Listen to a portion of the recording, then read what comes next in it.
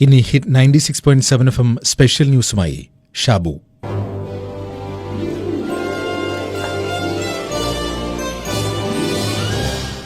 ഭൂമിയിലെ സൃഷ്ടികളെ ഓരോന്നായി ഉണ്ടാക്കുകയാണ് സ്രഷ്ടാവ്. കഴിഞ്ഞ 6 ദിവസമായി നടന്നുകൊണ്ടിരിക്കുന്നത് അമ്മ എന്ന സ്ത്രീയുടെ സൃഷ്ടിയാണ്. അന്ന് നേരം ഏറെ വൈകിയിട്ടും സ്രഷ്ടാവിന്റെ പ്രവൃത്തി അവസാനിച്ചില്ല. സഹായിയായി നിന്ന മാലാഖ അക്ഷമയോട് ചോദിച്ചു, അമ്മയുടെ സൃഷ്ടിക്കായി എന്തിനാണിത്രയധികം സമയമെടുക്കുന്നത്? സ്രഷ്ടാവ് പറഞ്ഞു, സവിശേഷമായ സൃഷ്ടിയാണിത്. ഇരിക്കുമ്പോൾ കുറഞ്ഞത് 3 കുട്ടികളെങ്കിലും ഇരുത്താൻ പറ്റിയ മടിത്തട്ടായിരിക്കണം ഇവൾക്ക്. എന്നാൽ എഴുന്നേറ്റ് നിന്നാൽ അതൊട്ട് അറിയുകയുമില്ല. ഒരുമ്മ കൊടുത്താൽ കൈമുട്ടിലെ മുറിവ് മുതൽ തകർന്ന ഹൃദയം വരെ നേരെയാക്കാൻ കഴിയണം. അല്പഭക്ഷണം കൊണ്ട്, അതായത് മറ്റുള്ളവർ കഴിച്ചതിനു ശേഷമുള്ള ഭക്ഷണം കൊണ്ട് വയറ് നിറയുന്നതായിരിക്കണം. ഒരേ സമയം 6 ജോഡി കൈകൾ വേണം, 3 ജോഡി കണ്ണുകൾ വേണം. മാലാഖ അത്ഭുതപ്പെട്ടു. അതെന്തിന്? മുറിക്കകത്ത് വാതിലടച്ചിരുന്ന് കുട്ടികൾ ഓരോന്ന് ചെയ്യുമ്പോൾ അവരെന്താണ് ചെയ്യുന്നത് എന്ന് വാതിൽ തുറക്കാതെ തന്നെ മനസ്സിലാക്കാൻ 1 ജോഡി കണ്ണുകൾ. ഇനി 1 ജോഡി തലയുടെ പിറകിലായി വേണം, മറ്റുള്ളവർ അമ്മ അറിയില്ലെന്ന് കരുതി ചെയ്യുന്ന കാര്യങ്ങൾ കണ്ടെത്താൻ. 3-മത്തെ മുഖത്ത് തന്നെ വേണം. മക്കൾ വേണ്ടാധീനം ചെയ്യുമ്പോൾ അരുത്, ചെയ്യരുത് എന്ന് പറയാതെ പറയാനും, മക്കളെ ലാളിക്കുമ്പോൾ അമ്മയുടെ ചക്കരയല്ലേ എന്ന് നോട്ടത്തിലൂടെ പറയാനുമൊക്കെയാണ്.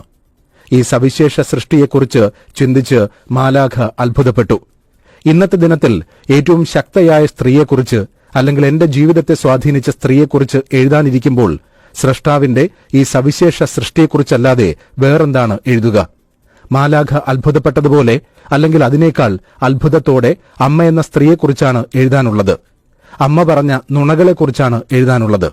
സ്ത്രീ ശാക്തീകരണത്തെക്കുറിച്ചുള്ള ചർച്ചകളിൽ കിട്ടാതെ പോയ വറുത്ത മീനിനെക്കുറിച്ചും തൊഴിലിന് കിട്ടുന്ന പ്രതിഫല വ്യത്യാസത്തെക്കുറിച്ചും ഇടം പിടിക്കുമ്പോൾ അമ്മ പറഞ്ഞ നുണകൾക്ക് പ്രസക്തിയേറെയുണ്ട്.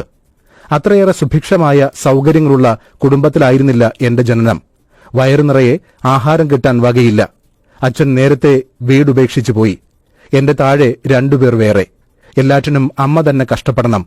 എവിടെന്നെങ്കിലും ഒരിത്തിരി ആഹാരം കിട്ടിയാൽ അമ്മ മിക്കവാറും മുഴുവനും ഞങ്ങൾ കുഞ്ഞുങ്ങളുടെ പാത്രത്തിലേക്കിടും.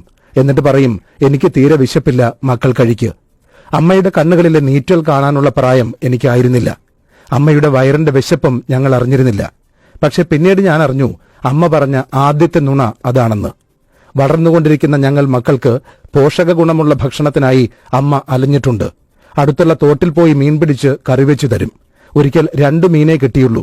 ഒരെണ്ണം എനിക്കും ഒരെണ്ണം താഴെയുള്ളവർക്കും കൊടുത്തു. ഞാൻ കഴിച്ചുകൊണ്ടിരിക്കെ അമ്മ മീനിന്റെ മുള്ളെടുത്ത് വായിലിട്ടു. ഞാനൊരു കഷ്ണം അമ്മയുടെ പാത്രത്തിലിട്ടു. അത് തിരികെ എന്റെ പാത്രത്തിലേക്ക് ഇട്ടുകൊണ്ട് അമ്മ പറഞ്ഞു, മോൻ കഴിക്ക്, അമ്മയ്ക്ക് ഈ മീൻ അത്ര ഇഷ്ടമല്ല. അമ്മ പറഞ്ഞ 2-മത്തെ നുണ. ഞങ്ങളുടെ പഠിപ്പിന്റെ ചെലവ് കണ്ടെത്താൻ അമ്മ അടുത്തുള്ള തീപ്പെട്ടി കമ്പനിയിൽ ജോലിക്ക് പോകുമായിരുന്നു.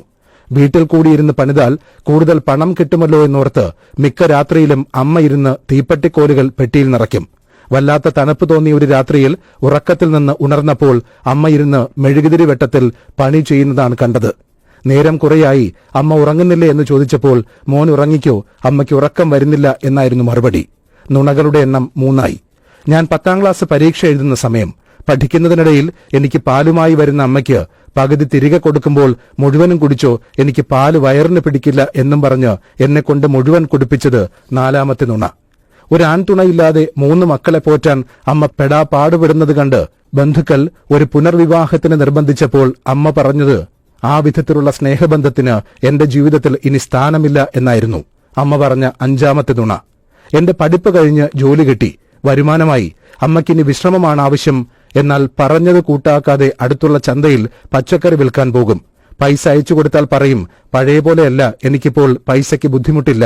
എന്നിട്ട് ആ പൈസ അടുത്ത തവണ ഞാൻ വീട്ടിൽ ചെല്ലുമ്പോൾ എനിക്ക് തന്നെ എടുത്തു തരും. അമ്മ പറഞ്ഞ 6-മത്തെ നുണ. വിദേശത്ത് ജോലി കിട്ടിയപ്പോൾ അമ്മയെയും കൂടെ കൂട്ടാൻ തീരുമാനിച്ചു. അപ്പോൾ അമ്മ പറഞ്ഞത്, അവിടുത്തെ താമസവും ഭക്ഷണവും എനിക്ക് പിടിക്കില്ല, ഞാനില്ല. മകന്റെ സുഖസൌകര്യങ്ങൾ മാത്രം ആഗ്രഹിച്ച അമ്മ പറഞ്ഞ 7-മത്തെ നുണ.